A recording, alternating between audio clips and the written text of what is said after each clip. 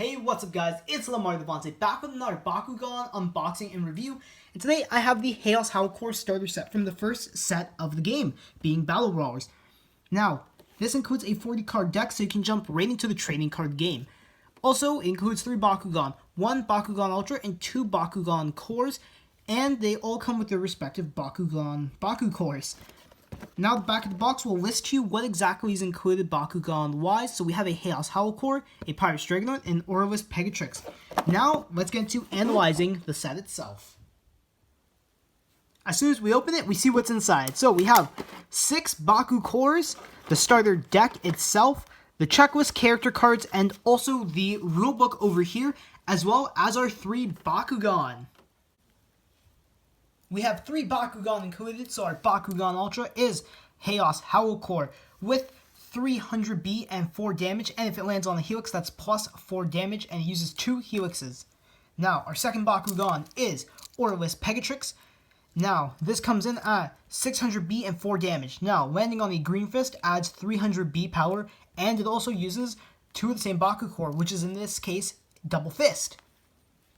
And finally, we have Pyrus Dragonoid, where it comes in at 200B and 5 damage using 1 Flaming Fist and 1 Green Fist. And here is the toy for Pyrus Drago. I've divided the cards up. So, starting with the evolutions, we ended up getting 2 copies of Titan Howlkor Ultra in Haos, then 2 copies of Hyper Pegatrix Aurelus, and then this is Pyrus Hyper Drago, and only 1 copy of that. So that's all for the evolutions, only 5 in total. Now going by our flips, we have 2 copies of Halt Outsiders, 1 copy of Stand Together, 2 copies of Block Outsiders, 2 copies of Halt Unknown, and 2 copies of Block Growth, which is all for flips. Moving on, we only get 1 hero card in this set, which is Philomena Dusk, and that is Haos. And finally, for the rest of the cards, we have Inferno Wings, then we get 2 copies of Molten Helix, 2 copies of Meteoric Lance, 2 copies of Hot Potato, 2 copies of Cycling Warmth, 2 copies of Drago's Fury, 2 copies of Magma Boost, 2 copies of Fire Boost, and they never include 3 copies for a full playset, they only include 2, so that is something to note, and I'll get into that after. 2 copies of Consort, 2 copies of Shine, 2 copies of Stoic Shot, 2 copies of Blinding Glam, and finally, 2 copies of Light's Courage. I'm going to talk about some strategies with this deck right out of the box and some things that you can change to make this deck even better. And now we'll just start with this.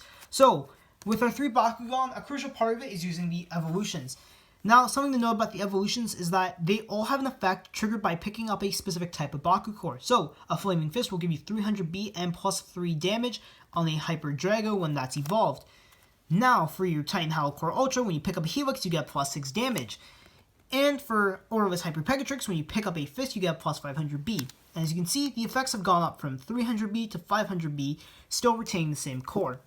Now, this goes from plus 4 damage to plus 6 damage.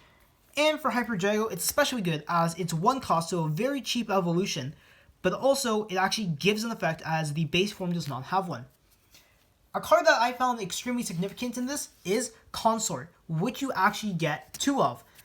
Now, something to note is that it says attach a BakuCore from the field to an open Bakugan. So, in case that, let's say you miss and you picked up a BakuCore that won't trigger their effect, you can use this so you can actually activate these effects. Even if it's the base forms for the Howlkor and the Pegatrix, that will still be able to activate it to give you the edge in battle. But this is extremely helpful because the Haos Bakugan focus on domination. Domination is the most crucial thing to this deck. Going by the Haos cards, it will help your Bakugan significantly. So, for example, Domination. If your Bakugan holds the most BakuCores, you can draw 2 cards instead of just the draw a single card for this 2-cost Stoic Shot. Then after here, you get plus 400B, but if you have the most BakuCores, then that's plus 800B.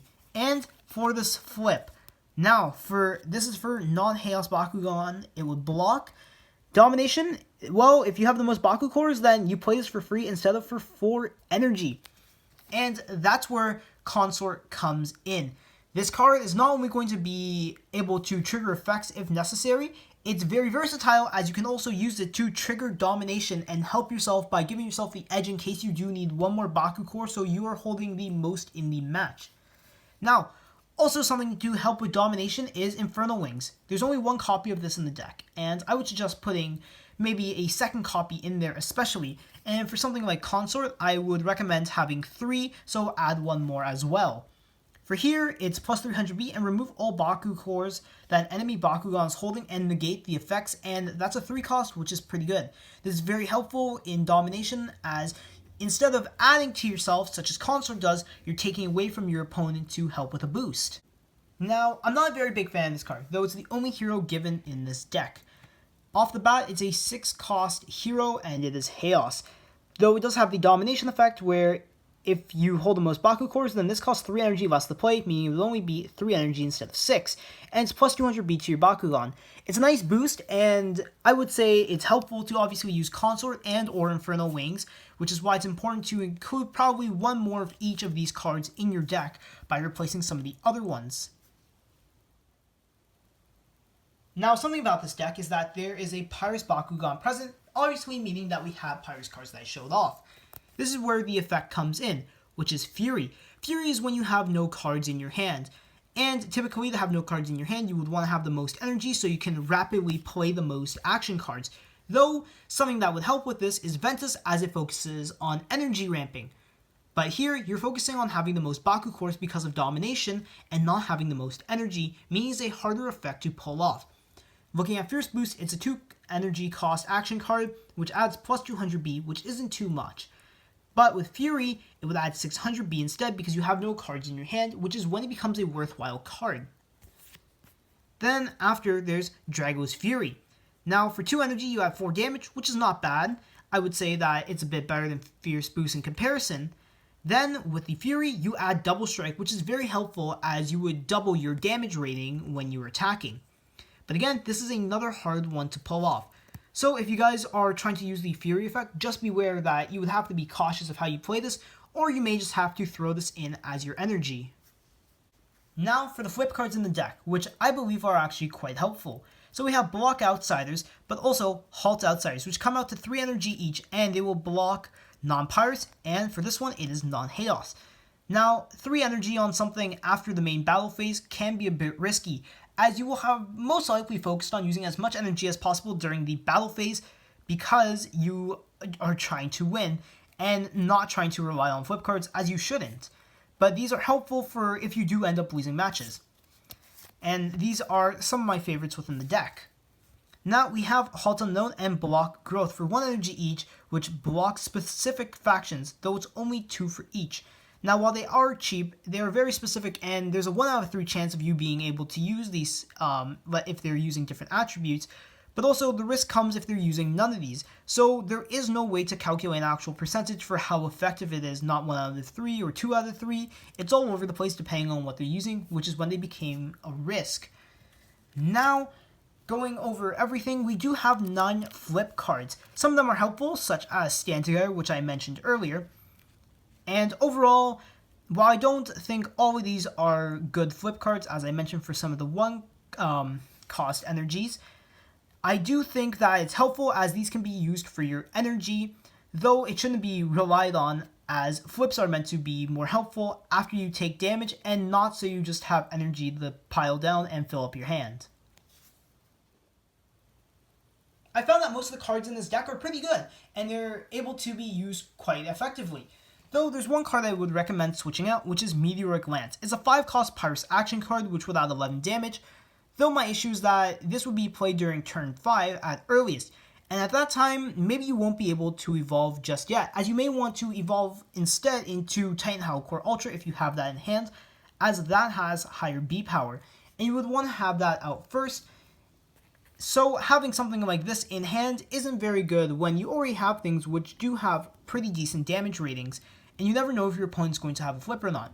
This is not to say that having damage boosting cards are bad, it's just that in a situation like this with the high energy cost and having evolutions that you would want to put out faster, it's a good decision to switch it out for something such as Consort or Infernal Wings. Now the final part is to go over the BakuCores. So first off, we have two helixes, one which is just an additional Frost Strike, and the other one which is plus 300 B power and plus 3 damage. Now, the Frost Strike one should really be switched out for something similar to this helix, or you could go for one which is more of a trap, though I do think the Frost Strike one isn't that good. Now for the Green Fist, we have one which is just plus 1 damage, and then two duplicates which are plus 150B and plus 2 damage.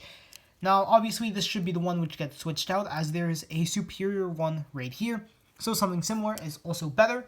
And finally, for the Flaming Fist, it comes in at 150B plus 4 damage, where it's more focused on the damage rating, so if you want to go for something for B power, which would be more helpful for Dragonoid especially, definitely go with something that would be 250B, and I think it's plus 1 or plus 2 damage instead, but overall, some pretty decent BakuCores.